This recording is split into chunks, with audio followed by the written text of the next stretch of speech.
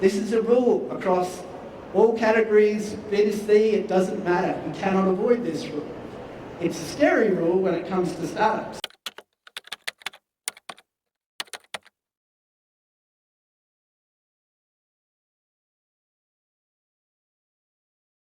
So today's talk, Playing to Win, 10 rules. I'm going to go fairly quickly in 30 minutes. If you need a copy of the presentation, do let me know. I live in Bangkok. Last week I was at Terminal 21, which is a mall near where I live with lots of food options. On the 4th floor, it was pretty empty, full of regional and international food brands, very quiet. On the 5th floor, where the food court was, and some other regional and international brands, it was busy. What's going on? It's difficult economic times right now. The only way your business can really deliver its success in the economy with the way things are at the moment is providing value to enough of the market consistently. That's the work that we do. And the best time for a challenger brand in the food and beverage space is during tough economic times. Why is that? Because you work out who's playing to play or who's playing to win. Playing to play, when we talk about that, we talk about competing with no real strategy or a plan to win a big enough market share to survive. Playing to win is the opposite, competing with a clear plan on how to win in competitive mass markets.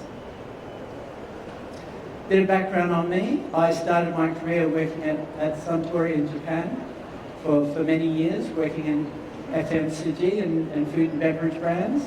I then spent 20 years working with international brands across the region, food and beverage and otherwise. In the last 5 years, myself and my colleagues, we work at Growth Asia. I work with the Gourmet Pro group as well. And our job is to really work with brands coming into the region, how to survive and thrive in competitive mass markets. When we work with brands, one thing you learn that even when you're working with a big company, there's never enough money. Okay, you don't have the resources, especially in regional markets. And what you really learn quickly is it's not the size of the budget that matters, it's the size of your ambition. And it's really important in times like that we have now. If there's a theme running through this talk, it's we're so obsessed with niche, particularly startup and challenger brands, that we forget about the mass market opportunities. Okay, let's run through the 10 rules. I won't do them on this chart, but I'll start with product, because if we don't have great product market fit as an emerging or a challenger brand, we go nowhere. Okay? Rule number 1 is target the bigger category opportunity. When we work with a lot of emerging brands in the food and beverage space, they all want to talk about their products and their benefits and how good they are, which is fantastic. But only focusing on your product and their benefits, you miss out the bigger opportunity, which is what are the category opportunities in the market? What are the broader consumption moments beyond your own product benefits? Recently working with an energy drink coming into Thailand, coming into Asia. And they created a product that was post-workout recovery. Fantastic. But when we work with them, we ask them to step back and look at their ingredients of their product and realize that there are a lot of other consumption moments that will open to them. Don't narrow yourself so niche. Try and be open to other consumption moments. And when you do that, when you open up the consumption moments, you open up what ingredients or functionality you talk about, like we do with Suntory. You open up different types of product formats for different occasions, and you open up communicating and messaging to different audience depending on their consumption moment. So product is great, but when you only focus on product, sometimes you're not understanding why you're a better option in every moment that matters in the market. And when you're starting out, it's really important. Rule number 2 around product is your ideal customer versus the larger segment group. So many startups are taught to really just focus on the one customer that really matters. And it's based on an idea that if we get that customer and we keep them coming back, we'll be able to grow. It's a myth. What we do know is that there's a balance between loyal buyers but a larger group of occasional buyers. Growth in food and beverage comes from non-buyers. Most of your customers are not customers yet. So when you focus too much on a single customer segment, you forget and you neglect a larger group. Okay? Remember, retention and loyalty are still important. They still matter. It reflects on your customer service, on your product experience, word of mouth. All that is really, really important. And it's indicative of how successful you might be if people keep coming in back and buying. But remember, brand penetration, getting to more customers in the market, is how you grow, even from an early stage company. Yes, customer focus is important, but go beyond a single segment if you can. Okay, so we talk about playing to play. They get so focused on often a premium customer segment group that they forget to unlock a larger section of users, a larger section of customers that gives them early market penetration. Just like with our clients in the natural energy space, they got locked into being a gym junkie, but when they opened up the occasions, they opened up the number of customers that they could in the market. Really important for a startup to think about doing that. Okay?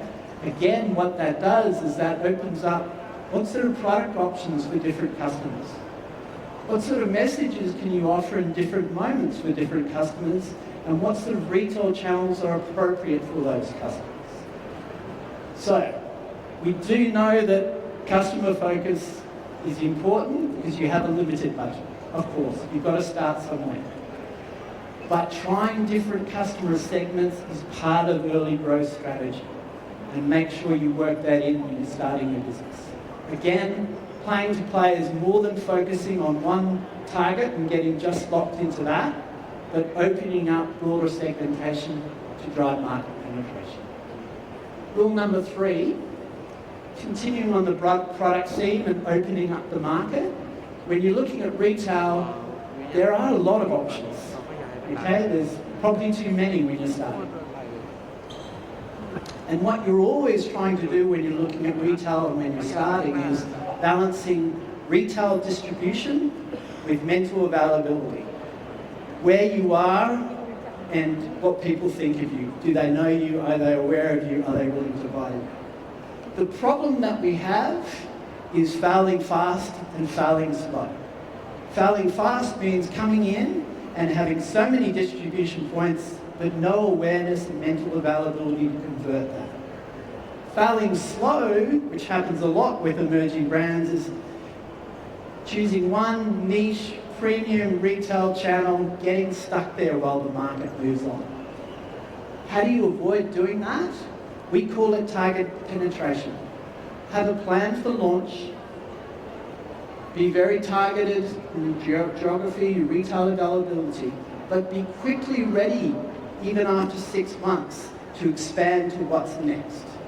Targeted expansion, expand your geography, expand your availability, your awareness builds up, and then you can go to mass market penetration. Have this plan from the start. It's not make up as you go. Be ready for that when you start, because when you're ready for that, it influences your distributor. It influences which channels you're going to be on.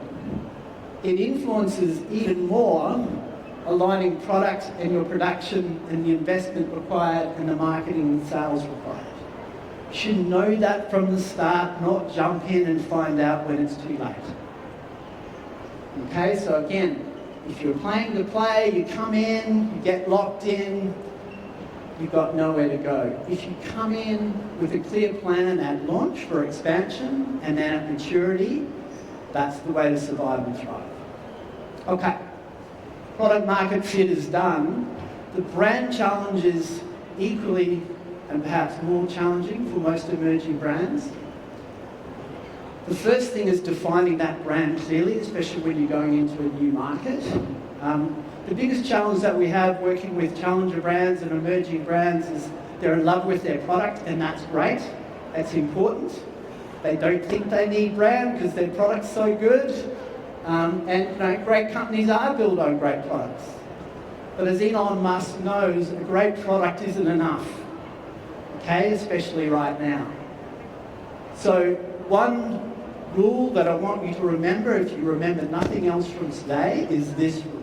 And it comes from Aaron Bass, which is the biggest marketing science institute on the planet. It's called the 95-5 rule. And what Professor Dawes told us, and it's true across every category, B2B, B2C, every food space, is there are only 5% of potential customers in the market to buy your product right now. Only 5%. What does that mean? There are 95% of your potential customers, okay, that are not yet in market but will be coming to market. Once you understand this rule and the implications for the growth of your business, then you realize it doesn't matter how good your product is. Most people, most customers aren't looking to buy your product yet. That's why you develop a brand. Okay? The main purpose of brand development is helping people remember and choose you when they come to market, when they come to buy. That's why we do brand development. All right? So one way to start then, the important way to start then, is creating a differentiated and a distinctive brand. Differentiated is why I choose you over your competitors. And there's practical, emotional, lifestyle attributes. Make sure you localize that. And creating your distinctive assets, why you look, sound, feel different, and making sure you need to localize that packaging-wise, codes-wise, assets-wise. Start with a differentiated and distinctive brand. Once you do that, customers recognize you in market. Second, they remember you in market. And most importantly, they're able to choose you in market. When you play to play, you're tenderly very product focused. You're not really developing your brand or localizing it. When you play to win, okay, you adapt your differentiated and distinctive brands to local markets. Critical. Also on brand, once you set up the brand, you need to invest in the brand. How are we doing that? Fantastic book called Future Demand by James Herman. Every startup should read it. He runs a VC out of Auckland, New Zealand. It's fantastic for startups. You can actually listen to this book on a podcast for free. So highly recommend it. What James talks about is you have two jobs as a startup. Convert existing demand, so the 5% of people in market to buy, get them. Create future demand. There's 95% in the market to buy later. You need to do both. Okay? There are a lot of examples around the region of brands that are investing and under-investing. I spent many years working in the oat milk space. A lot of brands rode the wave of popular sort of category but didn't develop their brands. One brand that didn't under-invest was Oatside. Okay, they invested in the hard work of brand development and now they lead the market in the region. They do it by what we call the 3 Fs. They've created fame. Okay, they've gone out there, they've got awareness and mental availability. They've created feeling, they've created assets and brand codes that speak to the Asian consumer. It's an Asian oat milk. And they have wonderful packaging and codes that are really, really easy to see and recognize in store. What I always say, what we say at Growth Asia is the biggest indicator of new market success is how much brand invests in local customers' recognition and preference before they walk into the store. If you're investing into the customer before they come into the store, then you get into the basket.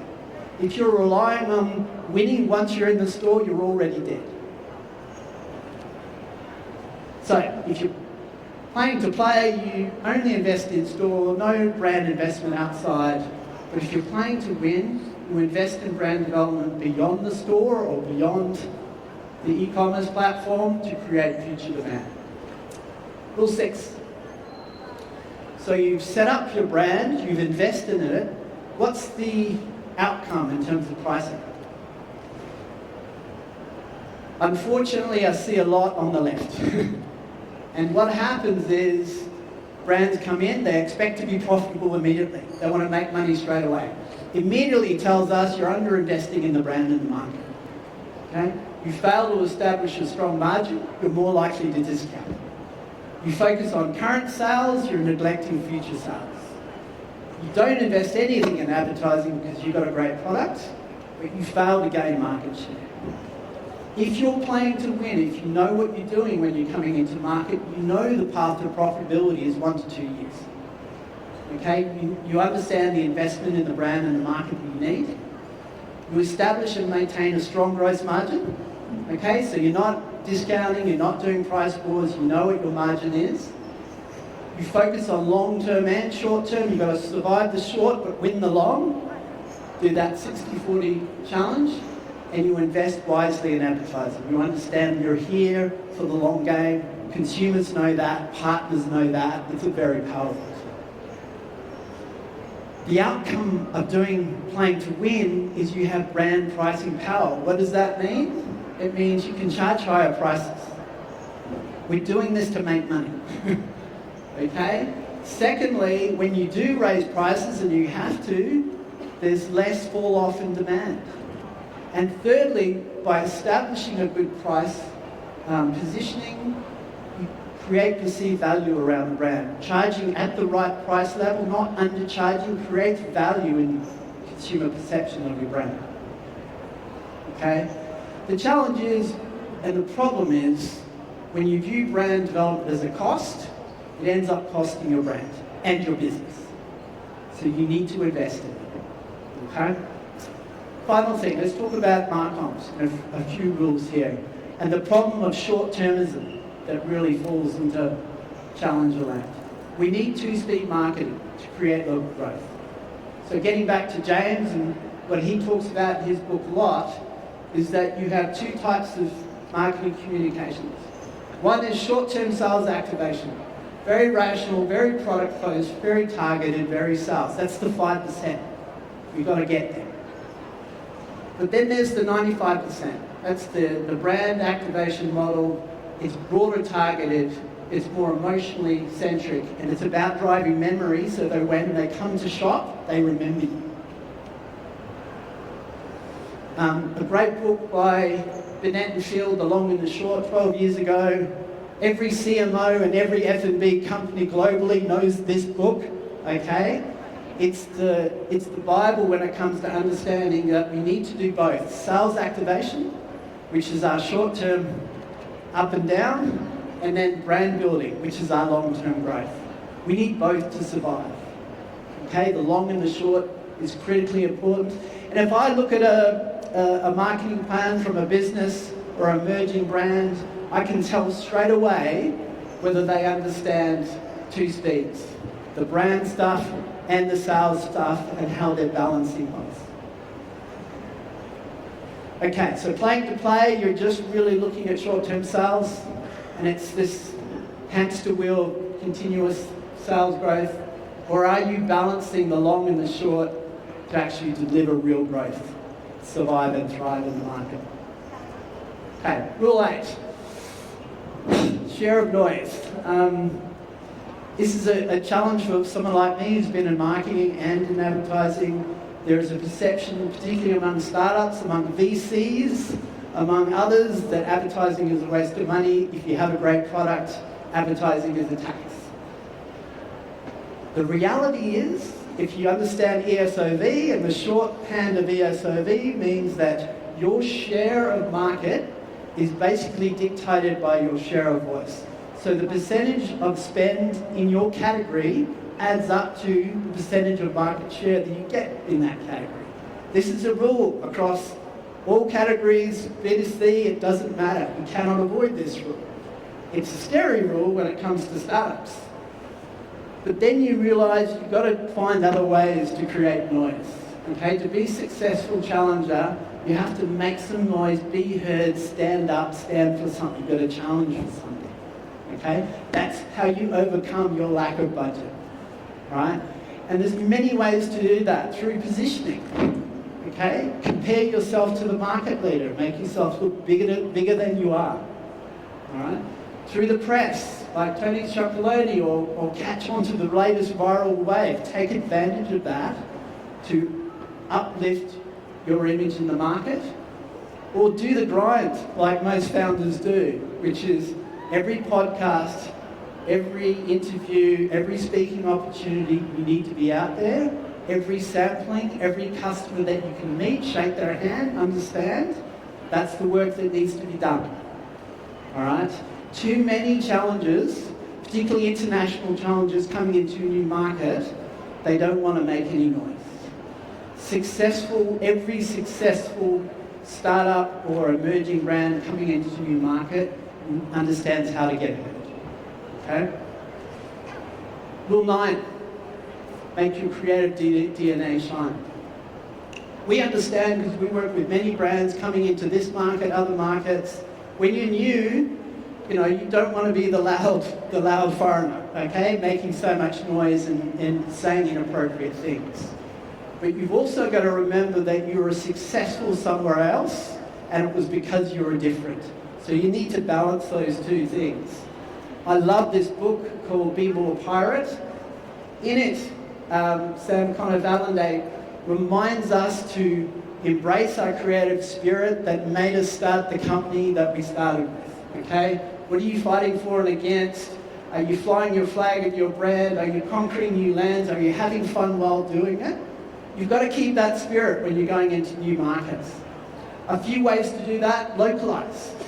Take that unique brand, put it in local language, make it work in the local market. You can do it. Emphasize means show your brand. Brands like Mishu, all the Chinese brands coming into the Southeast Asian markets, they're flying their flag, they're being seen, their brand codes are everywhere. Brands like Oatside, really good at showcasing their brand codes. Have fun. Who gives a crap, which is a toilet paper. It's a serious thing about saving the planet, but they don't have to be serious as a brand. You can cut through and get a lot more attention by having a bit of fun. Okay, and Oatly is also very good at doing that. Too many brands are very conservative when they enter new markets. They forget their creative DNA. Be more pirate. Embrace, that creative fighting spirit that got you where you are. Okay, last thing. Going through these from a product market fit, brand and marcom's perspective, we kind of finish off with really where we start, which is plan to win, don't play to die. Part of the genesis for this idea of playing to win is from a great book and one of the world's best business strategists, Roger L. Martin, A.G. Lafferty, Procter & Gamble fame. I met them when I was working with Procter & Gamble. What he says is really important. You're either playing to play or playing to win. Okay? If you're playing to play, no need for strategy, you'll be gone soon.